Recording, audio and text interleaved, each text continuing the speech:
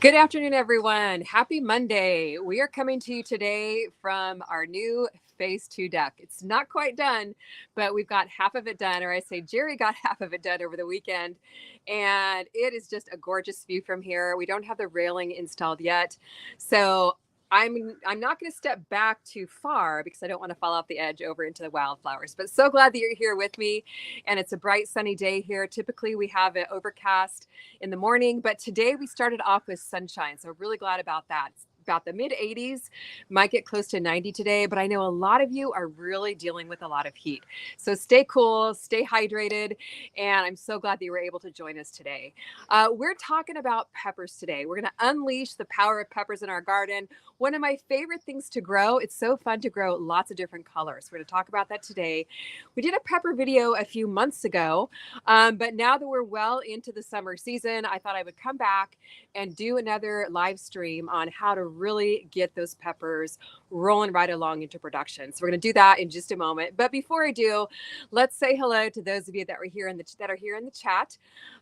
We've got, of course, our faithful moderators, Cliff and Nisha, always here to help us keep moving along and just offer their garden expertise, as well as Smart Pots, our container garden experts, and Monterey Lawn and Garden, our pest and disease control experts, are also here in the chat. So if you have any questions along those lines, please feel free to direct it to them. They will pop on and answer them. And we've got a really great group here today, represented from all over the U.S., maybe even worldwide. 808 Ladybugs in Hawaii, welcome. Smart Pot Jeff is here. April Carter, hello from Texas. Now I know Texas is in the triple digits already, so that's really tough on your garden. So hope you're staying cool. Amy Boando is here. Tia Links, and welcome. And by the way, if this is your very first time here on our live stream, make sure you let us know. We have a great time here, and it's all about giving you the resources you need to be successful and grow your own food. Michael L., I have 6 empty vibrant color Smart Pots now. You cost me money. Michael, they're not going to be empty for long because you're going to fill them up and grow something wonderful in them. Marianne Odell, hello from Southern Colorado. All my seeds I've purchased from you are growing. Really glad to hear that. So you're not very far along, I'm sure, from getting some of your own food there in your garden grocery store. Southern Sky, Tennessee Garden, hello. Terry, always here every week. Kim Weimer, so glad you're here. Sandra, so many people back. Gardening season is in full swing. And just, I want you to step aside for a moment so you all can enjoy the view. The wildflowers are going crazy. A couple days of sunshine really made a big difference, and it's such a beautiful view here. We actually considered for a few brief moments not putting a railing on, but that would make me way too nervous if someone actually fell into the wildflowers, could really injure themselves. So we are going to have to put a rail on, but it's going to be that beautiful cable rail that we installed on the other sections of the deck. So let's jump into peppers. All right, so get your pepper questions ready and just let me know in the chat what types of peppers you're growing. The sky's the limit with the peppers. You can really, really grow the rainbow, from sweet peppers on up to the mildly hot peppers like the jalapenos, which I tend to kind of lean more towards those. But then there's those super, super hot peppers. I don't know if any of you are like the ghost peppers or the California Reapers or anything like that, but man, you are brave if you're that into the hot peppers and hot salsa. So let me know if you're one of those hot pepper people in the chat here, or if you enjoy the sweet peppers, which I tend to be much more on that side. So now that you've got your peppers grown in your garden, things are starting to heat up, and I would imagine that your peppers are really putting on some growth. And it is just a beautiful time to pop some into the garden. If you haven't started peppers from seed yet, and you live in a southern climate, I would definitely get a second round going. I just started some second round for backup peppers. If any of my peppers keel over from pests or diseases, and they should be ready to plant out in about a month to 6 weeks. If you're in a northern climate and you haven't started from seed, you may want to pick up some peppers, transplants from the garden center, which is perfectly okay. Don't need to feel guilty about that, because you want to get those peppers out in the garden now with a shorter growing season. So in the meantime, once you get your peppers in, which I know a lot of us are already there, first thing you want to do is really feed them well. And if you haven't, go back and watch our pepper, I think it's called Double Your Harvest video we did a couple of months ago. And I show you exactly how to feed your peppers, plant them up in containers, and really get them rolling along right when you first get them planted. But the first thing you want to do is really give them a good dose of fish fertilizer. And I always combine that with one of the Vermistera worm teas or the Vitality. And the fish fertilizer with a higher nitrogen will really help kickstart the vegetative growth, the nice green leafy growth that you really want to get your pepper plants off to a good start. So that's the first thing I do. And I also give them a dose of Epsom salt. And I forgot to, Jerry's actually down on the pepper cam. We're going to go down there in a moment. So we'll pop up pictures of my peppers and Epsom salt a little bit later. But the Epsom salt gives them a good magnesium sulfate, really helps kickstart the production of chlorophyll, brings photosynthesis into the plant. And I do that at time of planting, but also about a month later when they start to fruit and flower. So about a month later, you don't want to feed them any more nitrogen once they start to fruit and flower, because you want them to produce more peppers and not as many leaves. So that's when I give them a nice dose again of Epsom salt, magnesium sulfate, which is really helpful to really getting those flowers rolling along, continues to help with good root production, and also really helps root development and really helps with the fruit production as well. So kind of that dual feeding there. And then monthly or every 2 weeks or so in containers, repeat the Vermistera, the worm tea, to really keep the pepper production moving along right through the summer. And usually about midsummer, maybe July, I always put an extra little dose of compost in my containers or around my pepper plants, because by that time I may have already harvested my first few peppers, and I want to give them a nice little boost so they keep on producing more all summer long. And they'll just keep on rolling along all the way up until the weather gets too cold for them. Usually here we can even overwinter a couple of plants. November, December is when I usually start cutting mine back. But with that kind of consistent feeding schedule, you're really going to boost your pepper production and roll right along in through the summer with lots and lots of peppers to harvest. Now, we do have a special treat today. I'm going to come back and answer questions in just a moment, but we do have a special treat. Camera Guy is out in the field on the pepper cam, and I'm actually going to head down there and show you our next little pepper technique to really bump up your harvest anymore. So I'll be right back, and Camera Guy, take it away on the pepper cam. That's great. Hi, everyone. Good to have you all here. And I saw a lot of new visitors here for the first time watching our live. So thank you for being here. It's great having you. We hope that you enjoy it. Please click the like button and come back again next week as well. Well, here we go. I'm going to flip around to our peppers.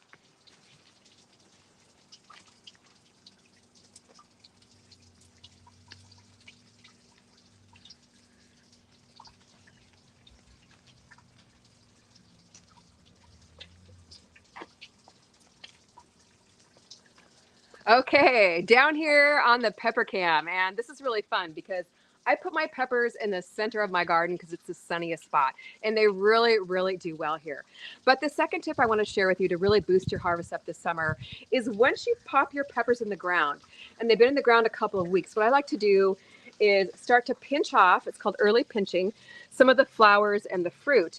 Because, for example, here, this plant, I want to say it's about 8 inches tall, already got some flowers on it and some fruit. Now, rather than letting these flowers stay on the plant and the fruit stay on the plant, I'm going to go ahead and pinch them off, because that way all the energy is directed into producing more leaves at this point. So the plant gets a little bit stronger, a little bit bigger, nice and sturdy, rather than into producing these really teeny tiny early fruits. Now, because they are nice little tiny fruits, I can take these inside and just eat them for a snack.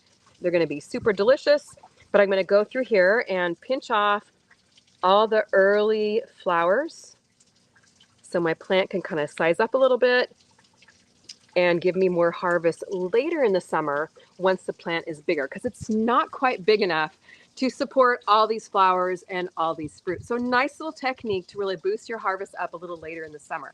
Now, another thing a lot of people like to do is called topping off your pepper plants. So I don't like to do this to all of my plants, but I will do it to a few. And typically I'll do it when they're pretty small seedlings, like the seedling right here, or right after I plant them. So if you're going to top off your pepper plants, the benefits of that is, well, let me show you the technique first, is you want to look for the middle shoot that's coming out of here of the first Y branch area. So you see here is a Y set of flowers, a branch coming up. To top it off, I'm going to pinch off this small Y branch. Hopefully you guys can see this here. And usually I wait till they're just a little bit taller, but this is the best plant I had to demo this so far. Pinch off that middle branch, and what that does is it encourages the pepper to send out lateral branches and lateral shoots. So it helps it to be a nice sturdy plant rather than being tall and lanky. It'll be much more prepared to hold up to wind, to not snap off when the branches get heavy with peppers. And I did actually do that to one of my plants right here just a couple of weeks ago because it was really tall and lanky. Didn't have a center shoot, but I did. This one was shooting way up. So you can see I just pruned that right off. And it's not quite developing new leaf growth just yet. Oh, there's a couple of new little leaves. So that way it'll grow out this way instead of super tall and leggy and lanky. So a little tip to help you get a few more peppers later in the season. Now, typically I'll do this to 1 or 2 plants, leave some other ones to grow for early harvest. So it's a totally optional thing, but you may want to try it with a few, see how it works, and then decide if that's something you want to continue doing or not. Okay, camera guy, I'll let you continue on the pepper cam, and I'm going to hop back up on the deck.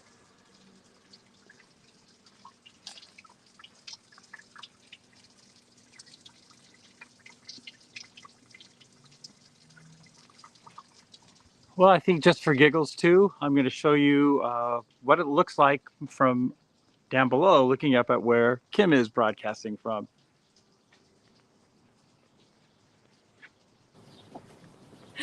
Okay, back up here on the deck, and I hope you guys enjoyed that pepper cam. Camera guy's going to head back into the control room. Thanks for showing us around, camera guy. And in the meantime, I'm going to jump back into the chat now that we've shared a couple of pepper tips and see what questions you have here. And don't forget to let me know if you're a sweet pepper person or a hot pepper person. If you're like those California Reapers, I want to hear from you if that's just something you love, or if you're like just getting those peppers just so you can eat them nice and hot to impress your friends. Okay, sorry, I got a little out of breath from running up and down. Okay, Ramona, I'm excited. I have 4 pepper plants growing well, and that's always a joy once you've put that time into starting your seeds to really see them take off. And now's the time of the year. I know it's hot for a lot of you, but it's just about the right temperature right now for peppers, in the mid 80s here. And man, it is so much fun to see them greening up and taking off. Okay, let's see what questions we have in the chat here. Here's a good one from PJ. And PJ says, question, my leaves are a light green color. What should I do? And PJ, I actually had that same issue with some of my peppers just a few weeks ago. I'd actually planted them out pretty early when the nights were still, I'm going to say, in the 40s or so. And some of them I actually ended up pulling out and replacing with stronger plants. They just weren't looking so great. But yellowing leaves can be caused by a couple of different things. Number one, overwatering. If you overlove your plants and water them too much, it can cause yellowing of the leaves. Second one is underwatering. The same thing can happen. The leaves can yellow. Typically when you're underwatering, the plant is stressed and the leaves can even drop off at that point.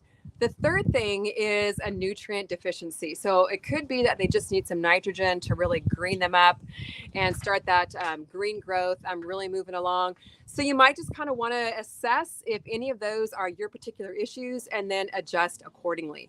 So for nitrogen, I mentioned I like to use fish fertilizer. It's readily available at most garden centers.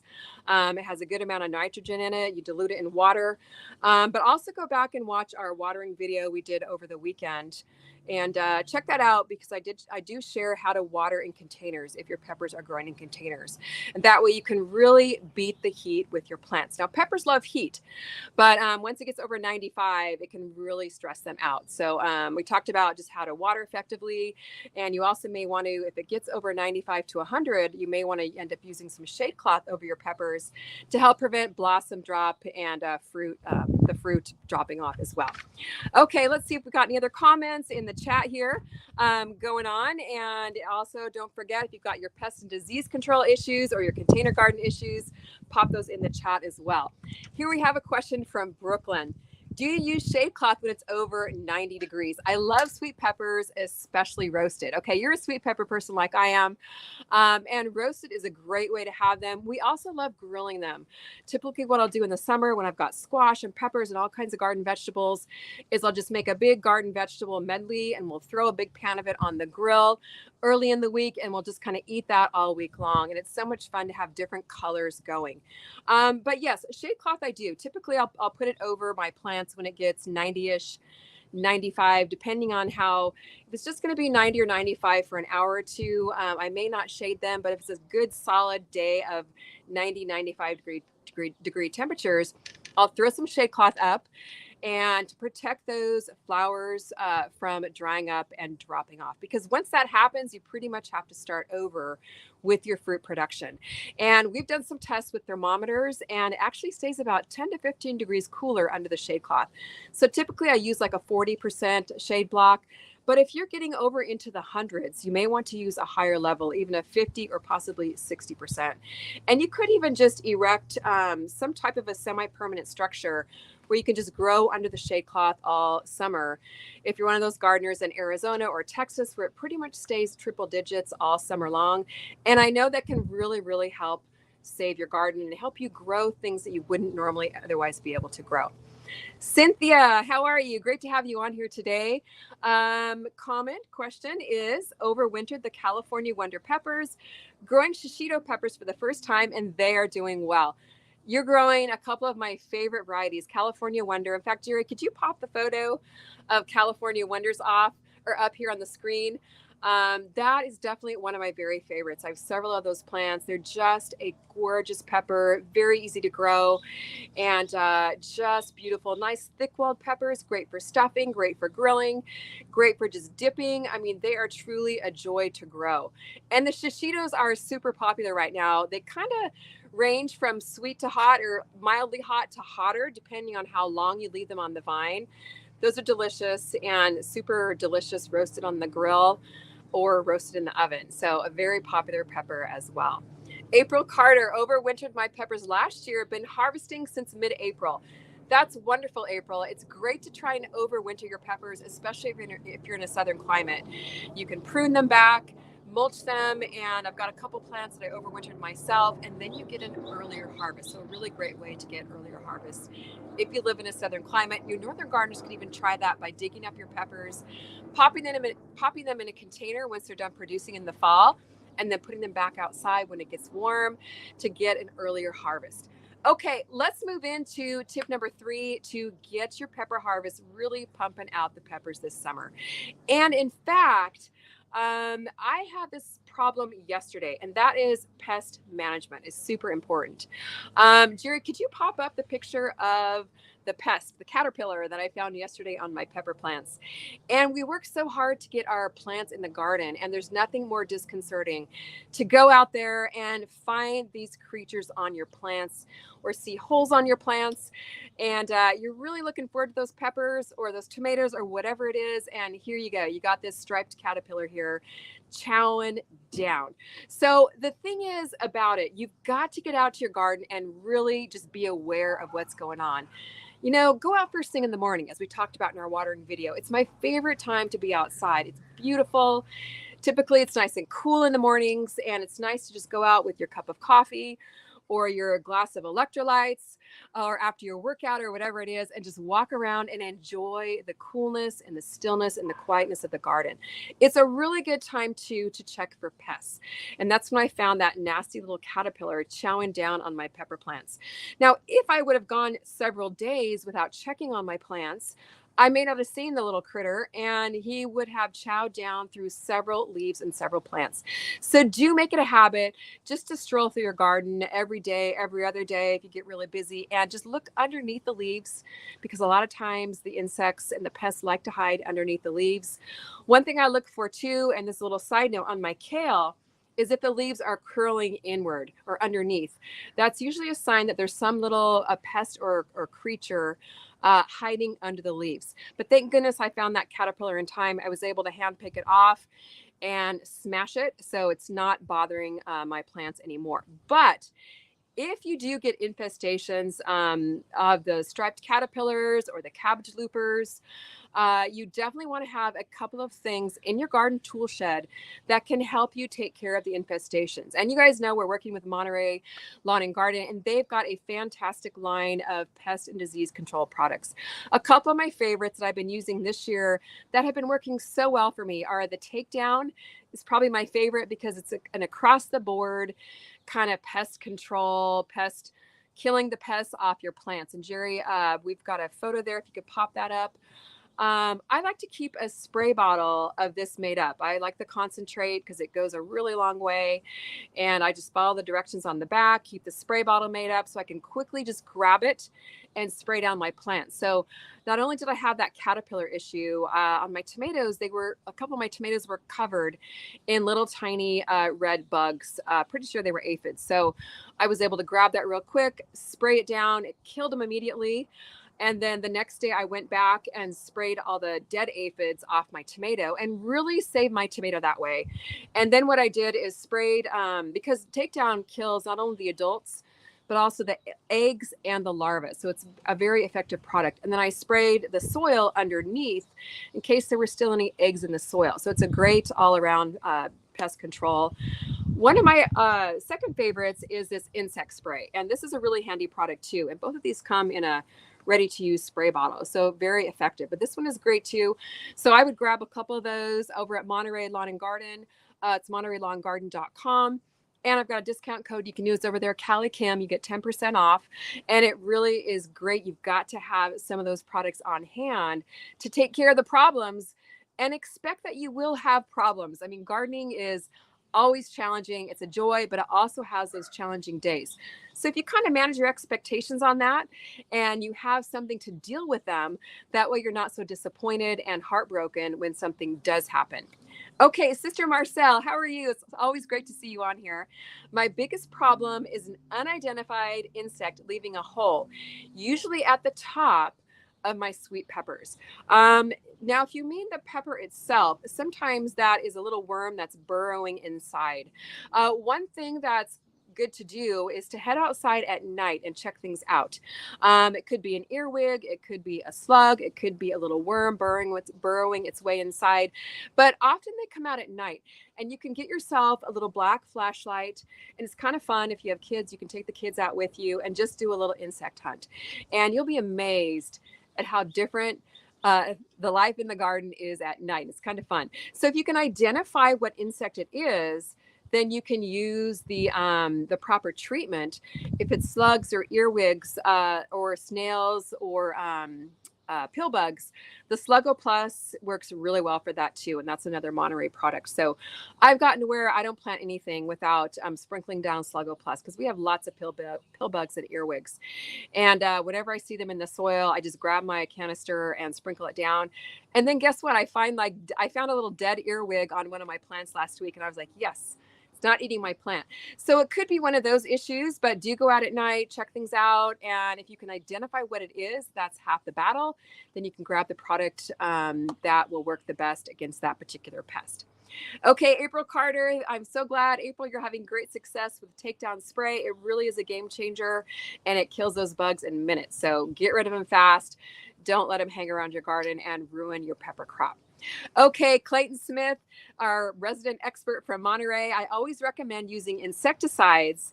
Let's see where that comment go. Here it is, in the evening. So the UVs don't rip them apart and they can work during the night.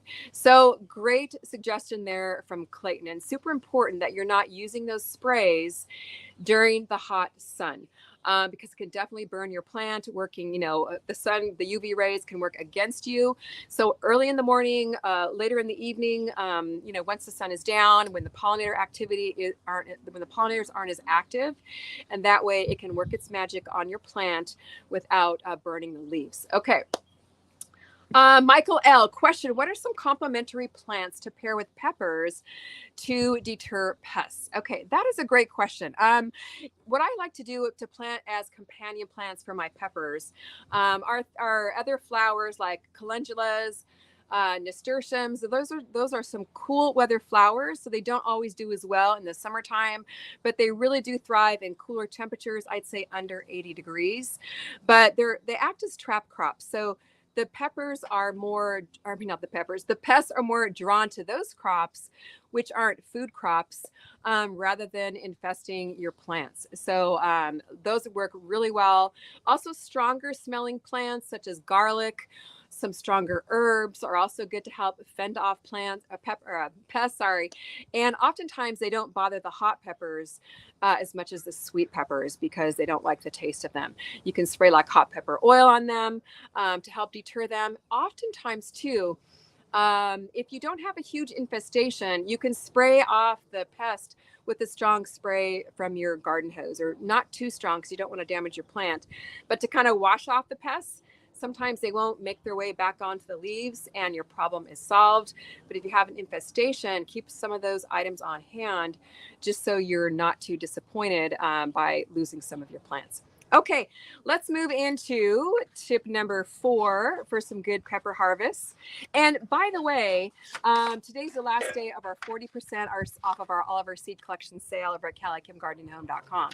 So we've got 30 different seed collections, including a pepper one. So head over there and grab those for a discount while you still can. Actually, it goes through tomorrow. And that way you can get your peppers started, or it's a great time too to plant veggies to succession plant, like your beans, cucumbers, squash, to have a second round going to plant in another month. Okay, the 4th tip for peppers is, especially as it's getting hot here in the early summer days, is do make sure that you evenly water. Don't let your plants dry out. So here we've got a beautiful little container pepper plant in a smart pot, and they grow so nice. I've got 2 plants here in this 5-gallon smart pot, and this I actually planted up on one of our videos. I think it was about 6 weeks ago. So I like to put 2 in a 5-gallon because then the leaves kind of, shade the peppers and help prevent sun scald or sunburn on your pepper fruit themselves. So you can see how beautifully it's growing. I think this is a California Wonder, and I forget what variety that is, but they're both sweet peppers. But you don't want to let, especially your containers or any of your garden plants, dry out completely in the heat, because that really stresses them out. You want a nice, even watering. And I talked all about how to water containers in our watering video over the weekend so that you can really heat proof or help them keep on growing during the heat of the summer. So nice, even watering for your plants so they don't get stressed and wilt. Now, I recommend installing drip irrigation if you have access to a hose bib. And if you live in an apartment or a condo, you might not have access to a hose bib. If you do, though, a lot of people are a little bit nervous about drip irrigation. You got to just jump in and do it. And we had a few of our viewers say that I've been intimidated by it for a long time, but because of your video, now I'm going to jump in and do it. So I highly encourage you, watch that video and you'll see it's really not that hard once you just dig in.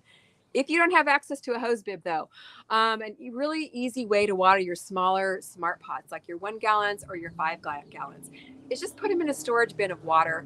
Let the water wick up from the bottom, and that way your container gets fully hydrated. Then you can take your smart pot out, and you won't have to water near as often, but do keep them on a very consistent watering schedule. Once they dry up, the roots get stressed. You may see wilting and leaf drop, possibly even flower drop, and your pepper plants just aren't going to be as productive if they don't have consistent watering. So definitely do that. Peppers are very shallow rooted plants. So especially when they're fruiting and flowering is super critical to keep them a nice, even water. Again, don't overwater because that can be just as detrimental to your plants as underwatering. So go back and watch that video for lots of watering tips to really keep your plants going in the summer heat. Michael L., thank you so much for your comment. Callie sold me on smart pots and dig micro irrigation. My tomato plants are exploding with this combination. So thank you so much, Michael. I'm really glad that's helpful. It really is key. I mean, we forget. I do not have time to hand water my entire garden. If it wasn't for drip, I would absolutely be lost. So dig in, install it, even if you just start with a few containers or 1 or 2 raised beds. The great thing about drip is that you can start in one area of your garden and then you can expand. I think when we first started, it's been probably 12 years since we first installed drip. We just installed it in 1 or 2 raised beds, and you can go back and watch our very early video on that. But then here we are, our whole entire garden now is on drip. And V, yes, thank you so much, V. I'm one of those ones that was very intimidated, and you and the team made it easy for me. Thanks, Kim and the team. V, I'm so glad to hear that, that you're just jumping in now. I think you're going to install a separate timer for your containers, which I recommend doing that, because containers need to be on a different schedule than the rest of your garden. But I remember those feelings of like, oh my gosh, how am I going to do this? I have no clue how drip irrigation works. But the Dig Drip Kit really does make it easy because it has most of the parts included already in it. So you can get that kit as a starting point, and then you can add on to it from there. And I put a link for that kit in that watering video. And it's also available, I believe, still at Home Depot. If you have one near you, you can check that out as well. Okay, so let's jump into the chat here. If you have any more questions about peppers, we do have one other tip that I'll share in just a moment. And then we'll take some questions too at the end. By the way, let's see if I have a larger pot. If you definitely, they work really well in a 5-gallon, which is probably my favorite way to grow peppers. If you want to grow in a larger smart pot, I'm loving this 15-gallon right over here. I've got a nice squash growing in there vertically up a cage. You can definitely grow them in a larger container as well. And you could probably fit, I'd say, 3 or even 4 plants in a 10 to 15 gallon. And you can grab the 15 gallons over at Smart Pots. The 5 or the 10s are on my website. If you want one with the Callie Kim Smart Pots logo on it, you can grab those. But it just makes it easy because if you have a shady day, or you have them in a shady area, the handles make it super easy to move into the sun, to chase the sun, or to chase the shade if you're in 100-degree temperatures. Jamie Johnson, case in point here. I'm in Texas, and the heat has been 90 to 100 degrees. What do you recommend I cover my plants with? You're going to want to get yourself some shade cloth, and in 100-plus degree heat, V or Patricia, you might want to pop in here. Do you use about 60% block? I know here I typically use about 40% block because, or UV block, because it doesn't get super hot here very often. But if you're in those 110 degree temps, you may want to use as high as a 60% UV block, and even construct some type of a semi-permanent structure. You could put hoops over your raised beds with stakes in the corners and just kind of leave that up all summer if it doesn't often go below 90. And I think you'll find your plants will be a lot more productive that way. April, 60% is what I use in Texas. So yes, I would highly recommend grab yourself some. Before it gets too hot, or if you're already hot, you can pop it, grab some over on Amazon. I believe I have a link in this video description, but it's in most of our video descriptions, the one I use, but you can look around on Amazon and grab some so you have it at the ready to save your pepper plants, because you definitely don't want those flowers dropping off, and then you're going to have to start all over. Okay, let's see here. Cliff, anything 30 to 60%, just do it.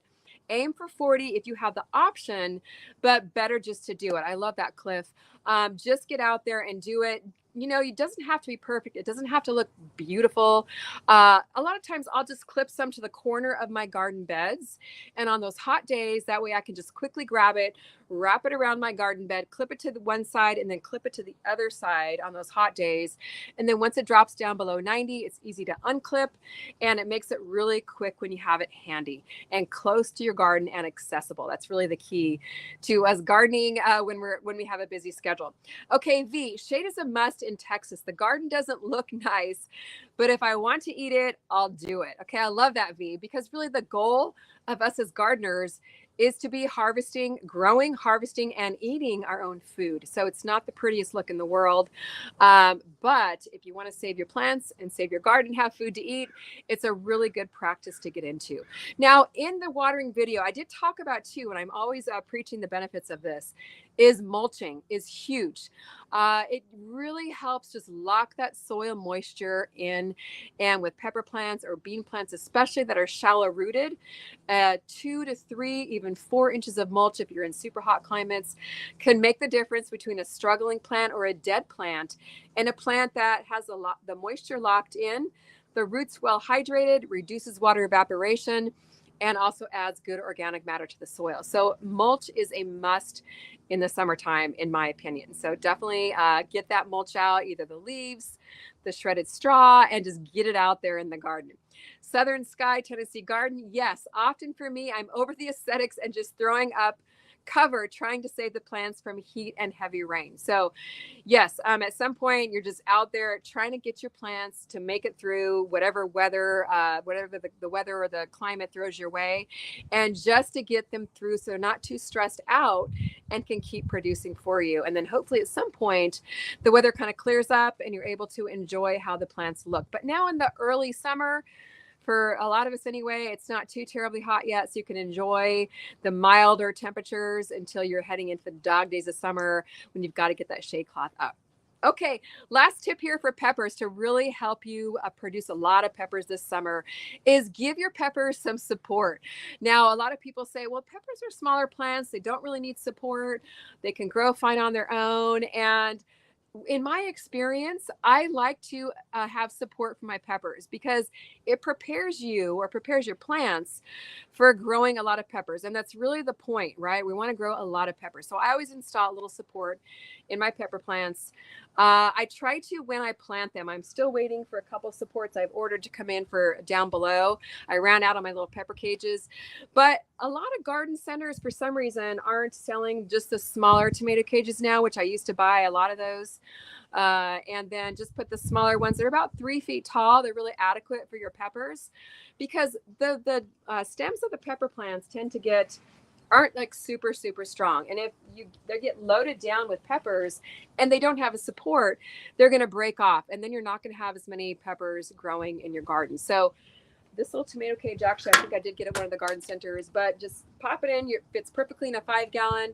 Pop them in your raised beds, and that way when your plants start to grow, they're already going to be supported, and you don't have to disturb the roots by putting them in later, or you forget and then your plants start producing, they start breaking or toppling over. And I just found that for me personally, I recommend it because it helps my plant be healthier and more productive. So I highly recommend you doing that. And especially if you're growing a lot of peppers. Now I saw someone in the chat, I think earlier, that was growing, I don't know how many plants, but 40, 50 pepper plants. And if you are just using a stake for support, then you're walking around your garden frantically trying to tie up all the stems to your stakes, which I typically will forget to do, don't have time to do. So the cages really work well for me for supports for my peppers. So if you can, when you plant them, don't forget to install the supports. Saves you a lot of trouble later trying to install them when the plants get really big. And I think you'll be amazed at how your plants will just thrive. Your garden will look tidy, provides them lots of airflow underneath, less diseases going on. The pests have to climb up the plants instead of them already being on the ground. It keeps your pepper fruits themselves up off the ground and just more free from disease. So let me know too in the chat if you have any special pepper supports that you really enjoy using.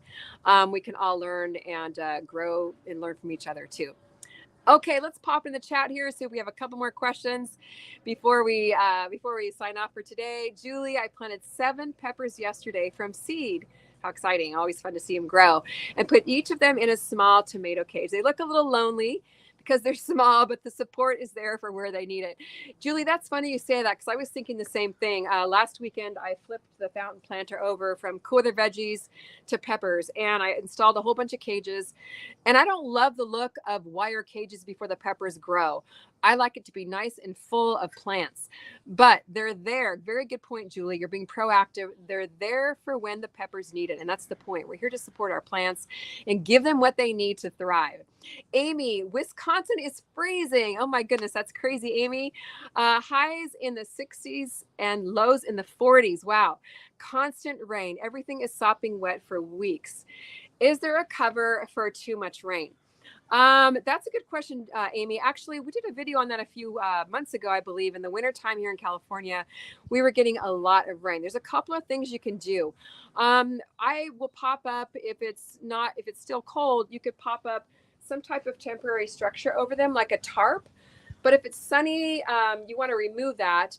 During the day, what you could do is, even if you can put, and this works if it's not too windy, is put like one of your outdoor patio umbrellas in this area to kind of cover it from the rain. If it's really windy, that might not work. But maybe you can move your plants if they're in containers under some type of a structure, maybe under the eaves or something like that, where they're a little bit more protected. You can also, once it stops raining, you can go out and add some dry material to your containers or to your garden beds. Add some drier compost, add some worm castings, add some dry soil to kind of help break down that moisture and add more organic matter that will really help your plants. Compost is always a great thing to add to your garden bed. So if you have that, or if you don't, you can buy some bag compost and try it that way. So hopefully that'll help. But hopefully it'll stop raining and warm up so that you can get your peppers growing again, right? I'm sure you're really anxious for that. Okay, Shaz Viper. What was the name of that insect spray again?